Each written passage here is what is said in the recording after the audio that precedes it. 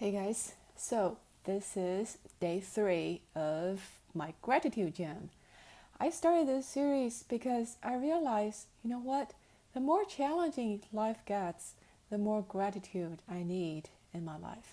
Because until we achieve that inner alignment, until we feel happy and content inside, we are not at a place that's most empowered to go out and make things happen in the outside world. So, really, the tougher life gets, the more gratitude we need in our lives because that will create, the inner power that we need in order to go out and conquer the world. So, here I am. I'm posing 3 things I'm grateful for every day. And the first thing I'm grateful for today is emails. I'm grateful for emails because it's such a miracle, such a communication breakthrough for mankind. I run a startup right now and I email so many people every day. Imagine if I had to do that 10 years ago. That would be a nightmare. What can be done in one day nowadays would have taken weeks, months, years. And it's totally unimaginable from today's standpoint that if we had to communicate with people every day by snail mails. So sometimes every one of us gets a lot of emails, and sometimes I complain about I don't want these junk emails and my inbox are too full. I don't want to look at those emails. But the thing is, if I step back and look at the whole technology, it's just such a miracle. It simplifies life so much. It makes communication with other people so easy. So that's the thing I'm grateful for today. And the second thing I'm grateful for is work. I run a startup called Sandwise. We produce audio courses in business and personal development to help people learn things on the go. And being a startup founder is pretty tough because you have to handle so many things all at once, and you get rejections, you get things not working out, and all the things that may frustrate you and stress you out. But whenever I think about the fact that, hey, I'm doing the work that I choose to do and I'm applying the talents that I was endowed with in this life. And that feels really good. It feels like a privilege. Imagine if you are born with so many talents and you cannot use them for anything. That would be like living in a prison, right? So I hope the day when I die, I will be able to say to myself, hey, all the talents I've been given in this lifetime, I've used them all to create things for this world. So I'm grateful for work, despite how frustrating everything is sometimes. It is a huge privilege to be able to, apply your talents and knowledge and make something happen. And I hope you feel the same way in your work. A lot of people do not like our jobs, do not like our work. And I totally understand that. But think about it. If you are going to, you may not like your job right now, but still you are creating something, right? You're creating some values.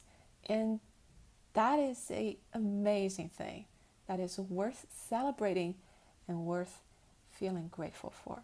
So that's the second thing I'm grateful for today. And the third thing I'm grateful for is connections.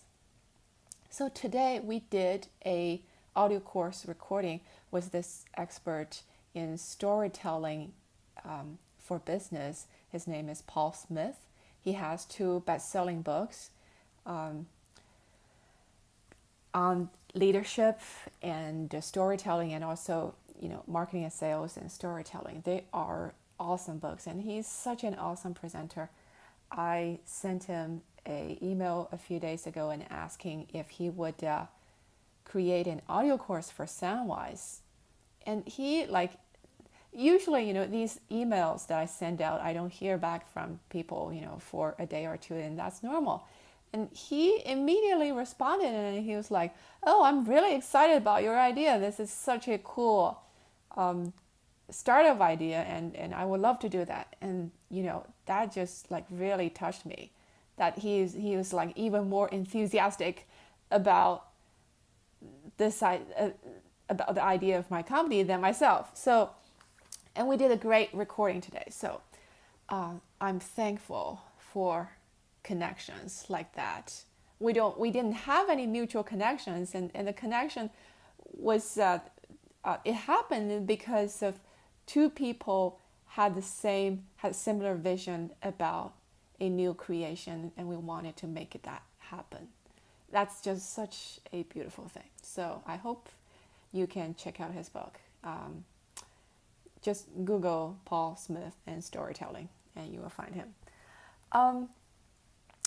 And also, there are plenty of things I did right today.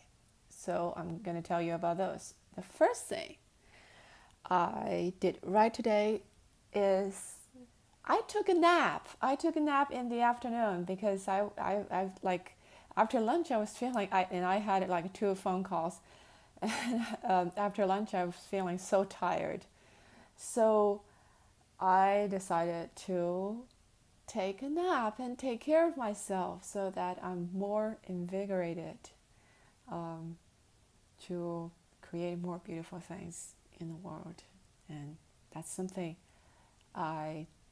we all need to strive to remember, is we need to take care of ourselves first. Without that, nothing else can happen efficiently. So that's the thing. That's number one thing I did right today. And the second thing I did right today was I had a great phone call with someone who is like book publisher and editor, and because I wanted her to create a course for us on how to publish a nonfiction book. And she's just this lovely lady. She lives in Maine, and she has such an amazing story, and that was really inspiring. She took a gap year leave in her 60s with her husband. Basically left her job and left everything, just go travel the world for a year, in order to figure out the next stage of her life. I think that was just something so courageous and so inspiring. So I talked with her today, and of course I did my spiel and try to sell her the idea of Soundwise and say, "Hey, this is so great, why don't you create an audio course for us?" And she's very interested and she's very supportive, so we'll see what will happen. I really want to have her on board, but at the same time, I feel good about my phone call because I did all I could to evangelize, to spread the excitement that I feel about Soundwise, and I think she got it.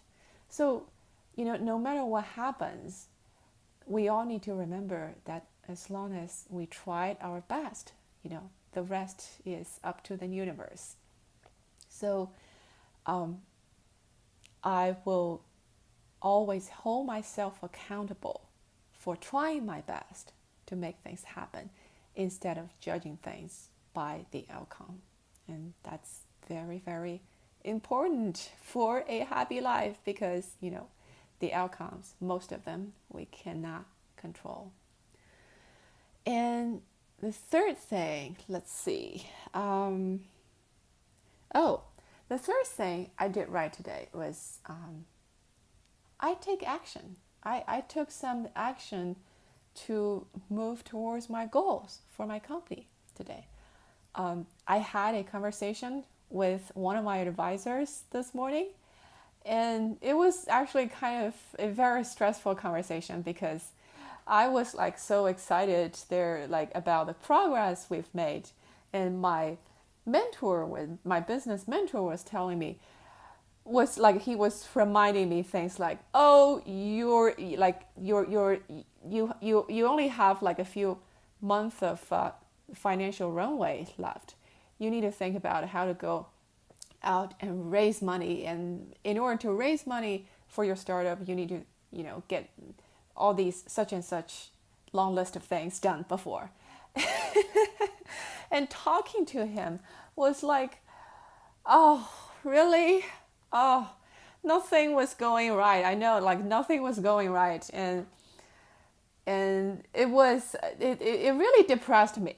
That conversation with him. I know that he came from the right place, and he tries to help me, doing whatever he can. But it was, emotionally a depressing conversation. So after I left the meeting, I was sitting in my car, and I told myself, Natasha, you are going to keep your focus on taking action and keep your focus on what is working instead of on what's not working, because that's never going to help. Because it's like when you're riding a bicycle, when you first learn to ride a bicycle, and it's so scary, and you're so afraid to fall. And the last thing you want to do is look down on the ground and think about, oh, I don't want to fall to the ground. If you do that, you will for sure fall to the ground because that's where your attention goes. What you should do instead is to look ahead, look at the beautiful scenery, and look at where you want to go, and keep paddling. So the same thing, with any goal that you have, with any situation, challenging situation, stressful situation in your life, do not focus on what is not working. If you focus on what is working right, if you focus on where you want to go, you maximize the chance that the things that you do not want to happen will actually not happen. So I was sitting in the car, and I reminded myself, Natasha, you're not going to go down that rabbit hole of focusing on the wrong thing. You are going to try the best you can, make an effort to focus on things that are working, that are right, and focus on where you want to go. And the rest will sort themselves out. And they do every time. So that's what I did right today. 3 things. And I pat myself on the back for that. So this is day 3 of the Gratitude Gym. If you like this video, don't forget to subscribe to Natasha Chase channel and share this with your friends. See you later.